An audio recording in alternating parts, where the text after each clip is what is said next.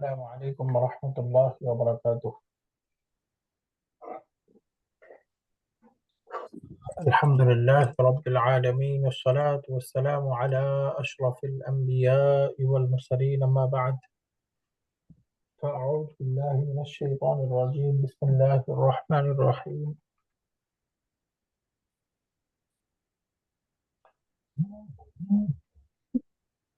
فلولا نفر من كل فرقة منهم طائفة ليتفقهوا في الدين ولينذروا قومهم إذا رجعوا إليهم لعلهم يحذرون. صدق الله العلي العظيم. وقال النبي عليه الصلاة والسلام: ألا كلكم راع وكلكم مسؤول عن رعيته، أو كما قال النبي عليه الصلاة والسلام. আলহামদুলিল্লাহ, প্রিয় উপস্থিতি, আমরা Incoming voice call from +880-1332-842-1111 on SIM.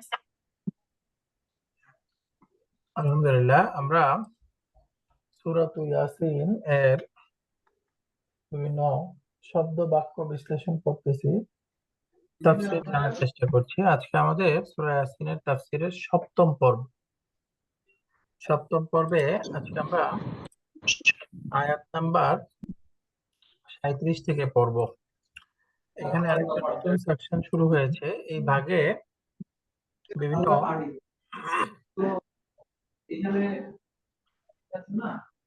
নিদর্শন বা আয়াতুল কাউন, আল্লাহ তাআলার বিভিন্ন নিদর্শন সম্পর্কে আলোচনা হচ্ছে।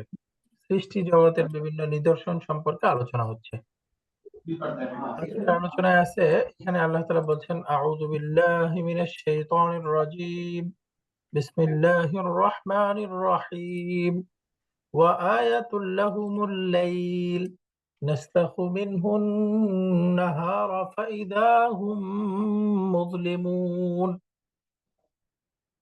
ওয়া আয়াতুল লাহুমুল লাইল, এবং তাদের জন্য একটি নিদর্শন হচ্ছে রাত। আল-লাইল নাসলাখু মিনহুন নাহারা, আমি তার থেকে দিনকে বের করি। ফাইদা হুম মুযলিমুন, তৎক্ষণাৎই আবার এই দিন চলে যায়, আবার সন্ধ্যা আসে, আবার অন্ধকার হয়ে যায়। ফাইদা হুম মুযলিমুন, এটা আমরা সরল অনুবাদ বুঝলাম। বাকি এই আয়াতের মধ্যে আল্লাহ সুবহানাহু ওয়া তাআলা,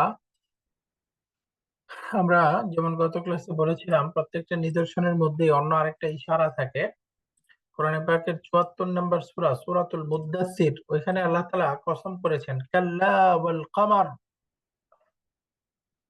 চাঁদের শপথ, ওয়াল লাইলি ইযা আদবার, অন্ধকার রাতের শপথ, ওয়াস সুবহি ইযা আসফার, সকালের শপথ, যখন সেটা সবকিছুকে আলোকিত করে ফেলে।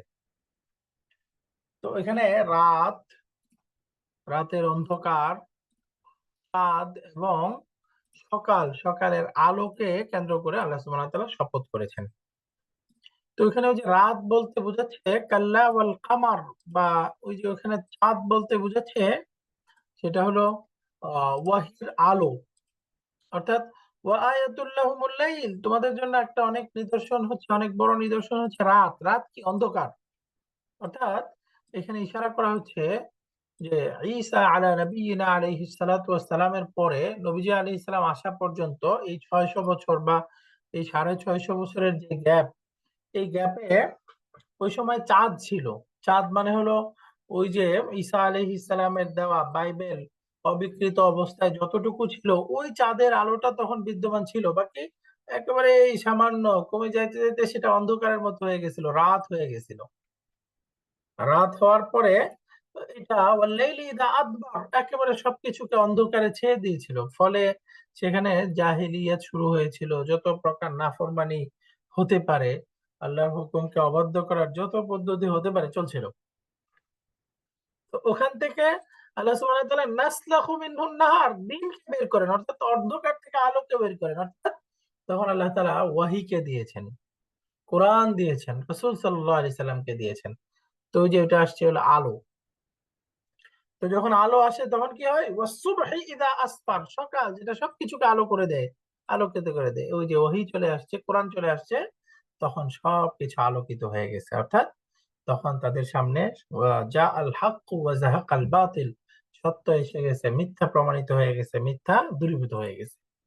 তো যখন এই যে আলো চলে আসছে, তখন তো আলো গ্রহণ করার কথা, কিন্তু কুরাইশদেরকে তাদেরকে ভর্ৎসনা করা হচ্ছে, ফাইদা হুম মুসলিমুন, তৎক্ষণাৎই সেটা আবার আলোকিত হয়ে গেল। অর্থাৎ এই আলো তো আসছে, এই আলোকে গ্রহণ করতে হবে, অন্যথায় এই আলো আবার চলে যাবে, ফলে আবার অন্ধকার হয়ে যাবে। অথবা এই আলো আছে, এই আলোকে গ্রহণ না করলে, আলোর ফায়দা না নিলে আমি অন্ধকারেই থেকে যাব। অর্থাৎ বলা হচ্ছে, এখন তো আলো চলে আসছে, তোমরা এখনো গুমরাহির মধ্যে আছো, তোমরা এখনো আল্লাহর বিরুদ্ধাচরণের মধ্যে আছো, এখন তোমাদের কি যুক্তি?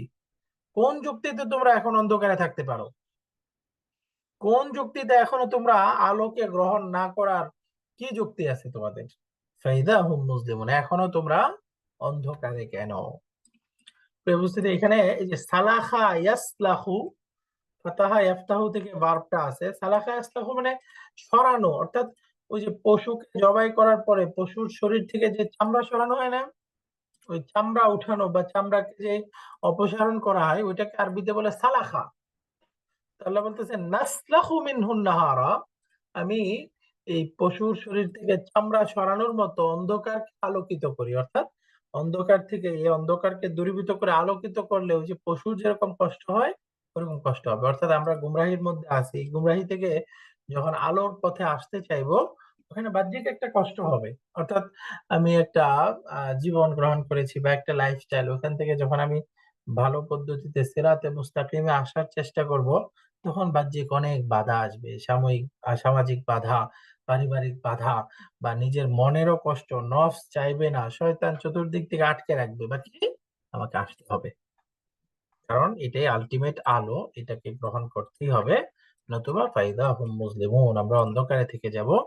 এই অন্ধকার আমাদেরকে দুনিয়াতে অন্ধকারেই শেষ করবে না, বরং আখিরাতে যাওয়ার পরে জান্নাত প্রাপ্ত হওয়া থেকে, জান্নাতের নূর থেকেও আমরা দূরে সরে যাব। এই জন্য কোরআনের আরেকটা নাম আছে নূর। কোরআনের একটা নাম হলো নূর। কোরআন আসছে মানে হলো এই যে আলো আসছে, অন্ধকার দূরীভূত হয়ে গেছে। ফাইদা হুম মুসলিমুন, এখানে একদিক থেকে তো সরাসরি এই যে রাতের অর্থ, এটা আমরা বুঝতেই পারছি, রাতটা অন্ধকার।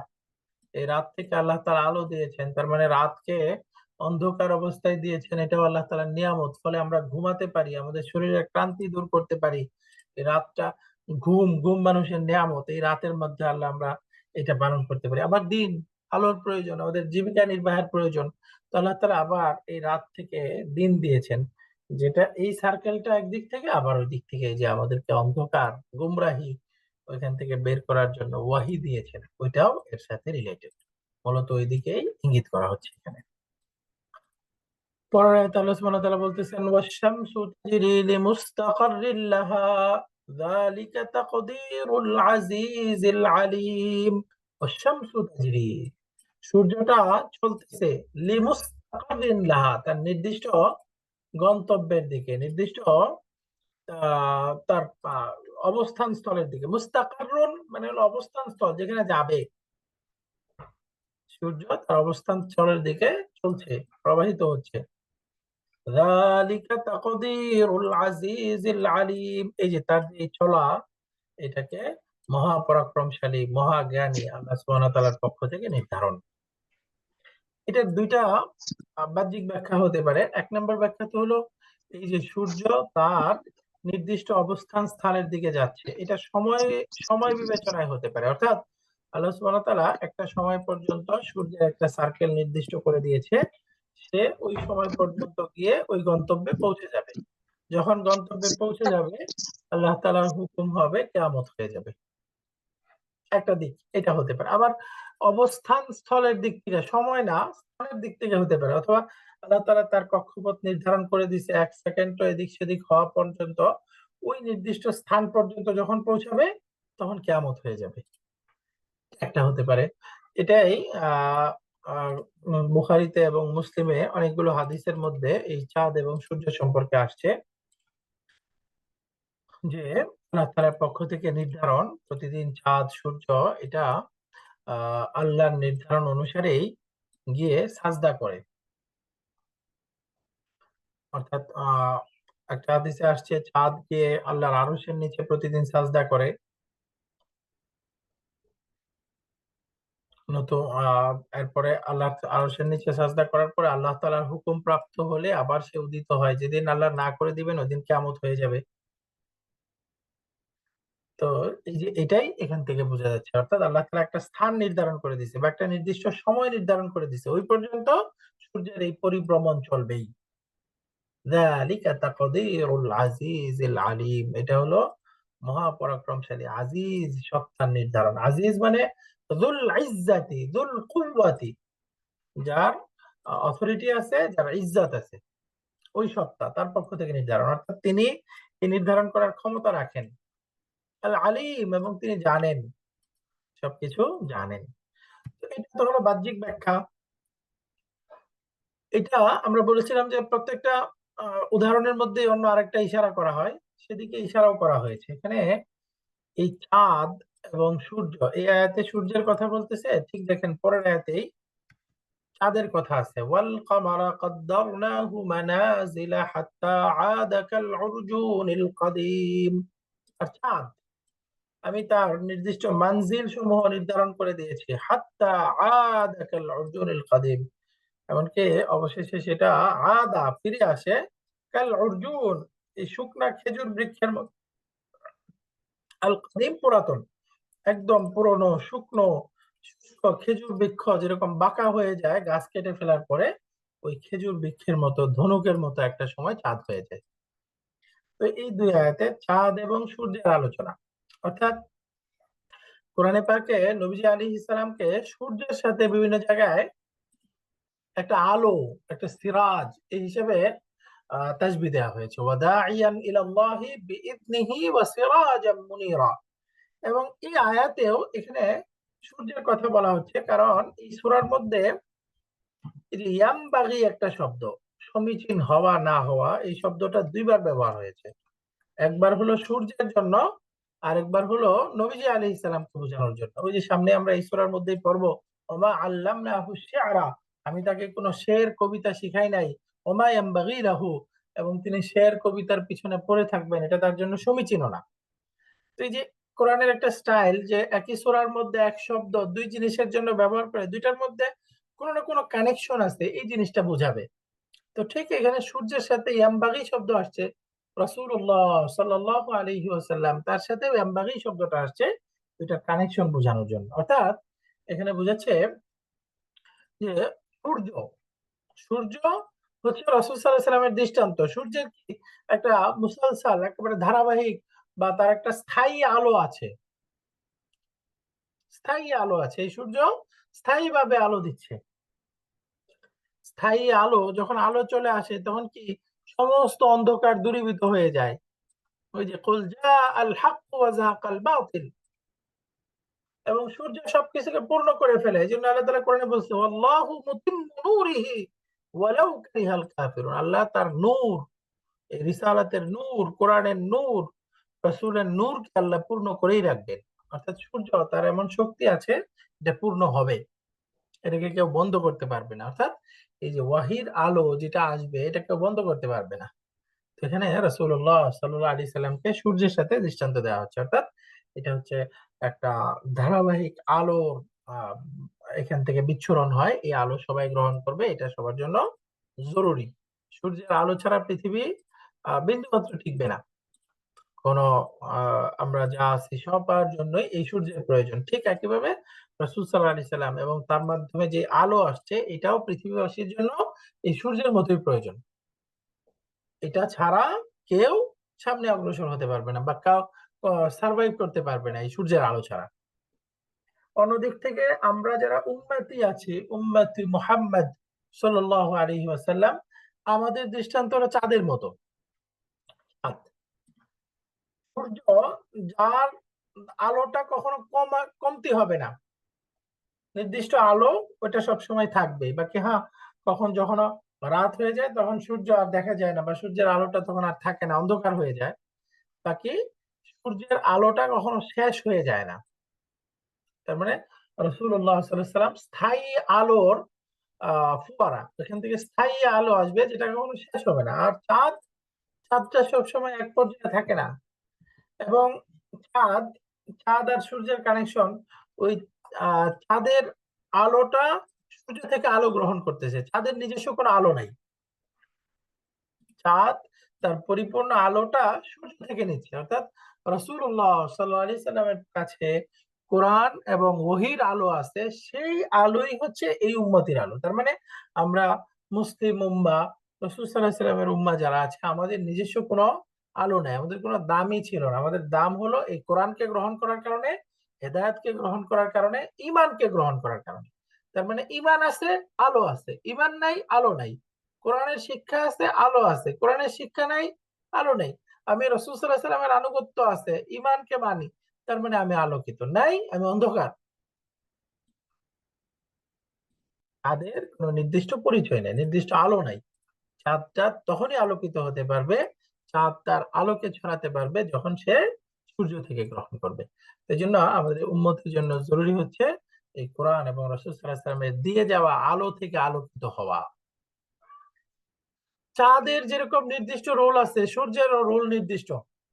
সূর্য তার দায়িত্ব সে নির্দিষ্টভাবে পালন করছে, চাঁদের দায়িত্ব নির্দিষ্টভাবে চাঁদকে পালন করতে হবে। অর্থাৎ একটার কারণে আরেকটা শেষ হয়ে যায় না, একটা আরেকটার কারণে শেষ হয়ে যায় না। ওই যে পূর্বে যে আমরা তিনজন রাসূল এবং একজন উম্মতি তার আলোচনা করে আসলাম, তিনজন রাসূল এসে দাওয়াত দিচ্ছে। এই কারণে ওই যে শহরের প্রান্ত থেকে আরেকজন এসে এটা বলে নাই যে রাসূলরা তো দায়িত্ব পালন করতেছে, আমাদের কোনো দায়িত্ব নেই, আমরা বসে থাকতে হবে না।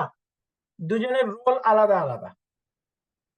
সূর্য স্থায়ী আলো ছড়াবে, সেখান থেকে আমাদেরকে আলো গ্রহণ করে আমাদেরও সাধ্যমতো আমাদের দায়িত্ব পালন করতে হবে। আমাদেরও আমাদের দায়িত্ব সাধ্যমতো পালন করতে হবে। এটাই বলতেছে ওয়াল কামারা কদ্দারনাহু মানাজিলা হাত্তা আদা কাল উরজুনিল কাদিম। তো চাঁদের আলোতে ভাটা আসে, তার মানে এই যে আমরা যে উম্মতি, আমরা কখনো ভালো আমল করব তখন একদম আলোকিত। যখন আমাদের ঈমান কমতে থাকবে, ঈমানি শক্তি কমতে থাকবে, আমরা যখন দিন পালনে পিছপা হতে থাকবো, অধঃপতন হইতে থাকবো, একেবারে কমে যায়।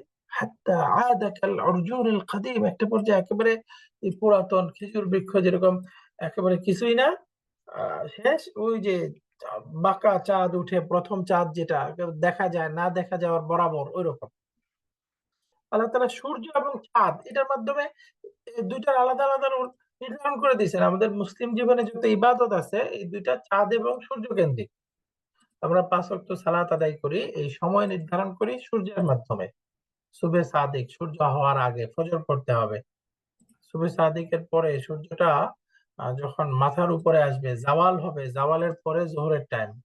সূর্যের ছায়া যখন এক দণ্ড পরিমাণ হবে, অন্য মাযহাব অনুসারে, হানাফি মাযহাব অনুসারে ২ দণ্ড পরিমাণ হবে, তখন আসরের টাইম।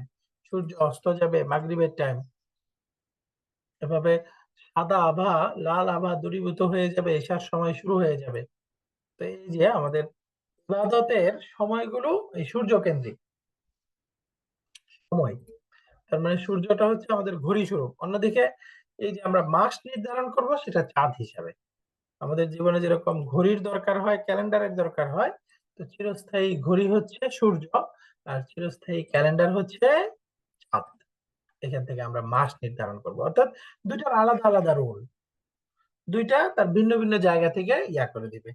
সূর্য কখনো শেষ হবে না, একটা পর্যায়ে সূর্য অস্ত চলে যায়, তখন চাঁদ থাকে, তখন চাঁদ তার আলো বিলাইতে থাকে। চাঁদ আলো বিলাতে থাকবে, অর্থাৎ তার আলো বিতরণ করতে থাকবে, চাঁদের আলো। তো এখন রাসূলুল্লাহ সাল্লাল্লাহু আলাইহি সাল্লাম নাই, বাকি তার দায়িত্ব দেওয়া দায়িত্ব আমাদের উপরে আছে, আমাদেরকে সেই দায়িত্ব পালন করতে থাকতে হবে। والقمر قدرناه منازل حتى عاد كالعرجون القديم। এখন যখন এটা আমরা ক্লিয়ার, এবার দেখেন সামনের আয়াতে বলতেছে লাশ-শামসু ইয়ানবাগি লাহা আন তুদরিকাল কামারা ওয়ালাল লাইলু সাবিকুন নাহার ওয়া কুল্লুন ফি ফালাকিন ইয়াসবাহুন। লাশ-শামসু ইয়ানবাগি লাহা, সূর্যের জন্য সমীচীন না, আন তুদরিকাল কামার, যে চাঁদকে সে ধরে ফেলবে। অর্থাৎ আহ সূর্য চাঁদের সাথে ক্ল্যাশ হবে না, অর্থাৎ একে অপরের ক্ষেত্রে প্রতিযোগী না, বরঞ্চ যার যার আলাদা আলাদা দায়িত্ব, যার যার জায়গায় সে আছে। সূর্য যদি চাঁদকে ইয়া করতে যায় তখন ইয়া হবে, সবকিছু বিপর্যয় হয়ে যাবে।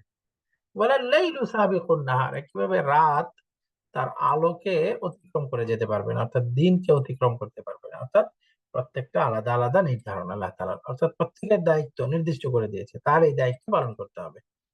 ওয়া কুল্লুন ফি ফালাকিন ইয়াসবাহুন, বাকি এখানে শেষের দিকে বলে দিচ্ছে কুল্লুন, এই সব কিছু, চাঁদ সূর্য এমনকি অন্যান্য গ্রহ নক্ষত্র যা কিছু আছে, এই সব কিছুই ফি ফালাকিন নির্দিষ্ট কক্ষপথে ইয়াসবাহুন সাঁতার কাটতেছে। অর্থাৎ সবগুলোর নির্দিষ্ট দায়িত্ব আছে, এই সবাইকে আলাদা আলাদা দায়িত্ব দেওয়া, সে তার দায়িত্ব পালন করতে থাকবে এবং সে তার পথে চলতে থাকবে। ওয়াকুল্লুন ফি ফালাকিন ইয়াসবাহুন, আল্লাহ তাআলা আমাদেরকে চাঁদের মতো যে দায়িত্ব, সেই দায়িত্ব সঠিকভাবে পালন করার তৌফিক দান করেন এবং আমাদেরকে যে এই কোরআনের উপমাগুলো বুঝে সেই অনুপাতে কোরআনকে অনুধাবন করার তৌফিক দান করেন। আজকে আমরা অল্পই পড়বো, এই 5টা আয়াতই পড়বো। আহ ইনশাআল্লাহ আগামী ক্লাসে এখানে নতুন একটা আলোচনা শুরু হবে, নতুন আয়াত, সেজন্য সেখানে যাব না, আমার একটু কাজও আছে, এই জন্য আজকে ক্লাসটা বন্ধ করলাম না, বাকি অল্প একটু পড়ে নিলাম। এখানে ওই যে আরেকটা ইয়ে আপনারা পড়তে পারেন, এই যে এখানে ওয়াশ-শামসু তাজরি লিমুস্তাকাররিন লাহা, এর মধ্যে যে বলতেছে সূর্য চাঁদ তার নির্দিষ্ট কক্ষপথে চলছে। বিজ্ঞান কয়েকদিন আগেও বলতো যে সূর্য স্থির, পৃথিবী তার চারপাশে ঘুরতেছে। এখন বিজ্ঞান তার মত পরিবর্তন করছে। তার মানে কোরআন যদিও বিজ্ঞান বুক না, বাকি কোরআন যেহেতু আল্লাহ তাআলার পক্ষ থেকে সত্য ওয়াহি, পৃথিবীর জ্ঞান অর্জনের যে মাধ্যমগুলো আছে, 1 নাম্বার হলো পঞ্চ ইন্দ্রিয়, 2 নাম্বার আমাদের আকল, 3 নাম্বার হচ্ছে ওয়াহি। এই পঞ্চ ইন্দ্রিয় ভুল হতে পারে, আকল ভুল হতে পারে, কিন্তু ওয়াহি কখনোই ভুল হবে না। তার মানে এই বিজ্ঞান যদি কোনো মত এমন বলে যেটা কোরআনের খেলাফ, মনে করতে হবে অবশ্যই ভুল। হয়তো বিজ্ঞান তার মেশিন ব্যবহার করতে ভুল করছে বা সে থিওরিতে ভুল করছে, এটা পরিবর্তন হবে, কিন্তু আল্লাহ তাআলার পক্ষ থেকে যেটা বলা, এটা পরিবর্তন হবে না। এই যে বিজ্ঞান তার মত পরিবর্তন করছে, কিন্তু কোরআন সেই 1450 বছর 1500 বছর আগেই বলে গেছে ওয়াশ-শামসু তাজরি, না সূর্য স্থির না, বরং সূর্য তার নির্দিষ্ট কক্ষপথে চলতেছে।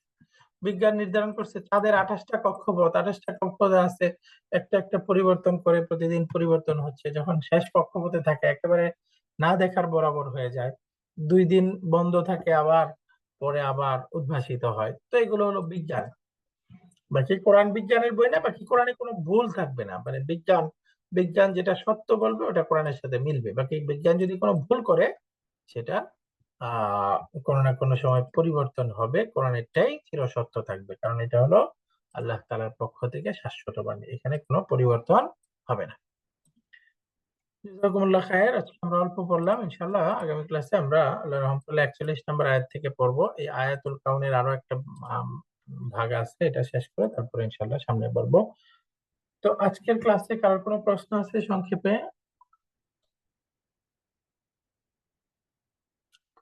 জি ঠিক আছে, প্রশ্ন না থাকলে আমরা আজকে শেষ করি, ইনশাআল্লাহ আগামী ক্লাসে আহ আরো ধারাবাহিক আলোচনা চলবে।